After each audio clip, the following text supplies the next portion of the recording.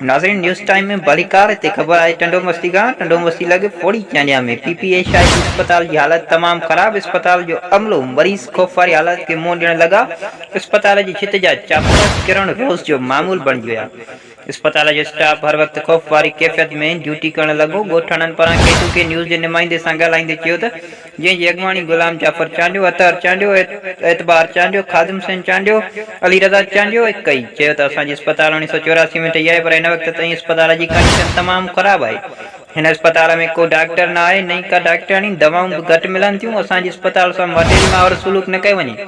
अस्पताल की बिल्डिंग की मरम्मत कराए ॾिनी वञे। असां सां वज़ीर आला सैयद मुराद ऐं सिहत वारे सूबाई वज़ीर अज़रा पेचू ऐं पीपीएशाई जे आला अमलदारनि खे अपील था कयूं त असांखे अस्पताल की बिल्डिंग की मरम्मत कराए ॾिनी वञे त जीअं हितां जे ऐं बरपात वारनि ॻोठनि जो आवाम इलाज कराए सघे। Report गुलबार Khaskheli K2K news Tando मस्ती।